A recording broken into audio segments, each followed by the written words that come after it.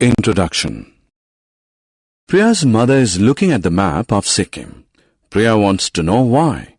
Her mother tells her that she is planning of a family visit to Sikkim next week.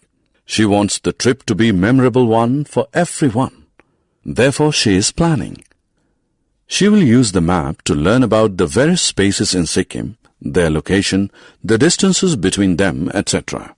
Let us learn about maps in detail. Maps. A map represents some portion or all of Earth's surface diagrammatically. It shows countries of the world, their capitals, cities, and towns. It also shows the various landforms and water bodies on Earth.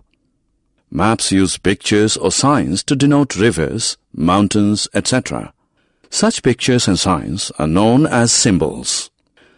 Some common symbols used in maps are black lines to represent roads, blue lines to represent rivers, the color green to represent parks, dots to represent houses, and a fireman's hat to represent fire stations. Magnetic compass. A magnetic compass is a simple device which helps us to locate a place. It has a long needle. One end of the needle is marked N to represent the north direction. No matter where you are on Earth's surface, the needle of the magnetic compass will always point to the north direction. Thus, one can find all other directions in relation to north. Cartography. Cartography is the science of drawing maps. The person who draws maps is known as a cartographer. In the olden days, maps were drawn using hand tools. Hand cartography was a time-consuming and difficult process. Maps drawn using hand tools were also inaccurate. But nowadays, maps are drawn with the help of computer software, hence they are more accurate. Atlas. An atlas is a collection of maps and charts. The maps in an atlas give the geographical information about different parts of the world. The charts in an atlas contain details of specific locations such as population, sea levels, crops produced, etc. Maps are of two types, political and physical. Let us learn about them in detail. Political maps. A political map is a map that shows lines defining countries, states, and territories. Its purpose is to show the political borders. For example, the world political map shows all the countries of the world with their capitals.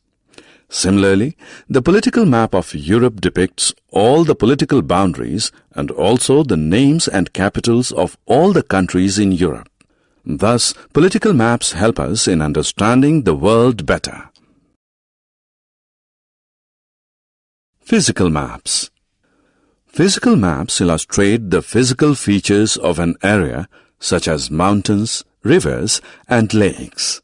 Water bodies are usually colored blue in a physical map. Different colors are used to show different land elevations, green for lower elevations, and orange or brown for higher elevations. For example, the physical map of Africa shows the African continent located between the Atlantic Ocean on the west and the Indian Ocean in the east. The African continent is also shown as sharing its northeast border with the Red Sea.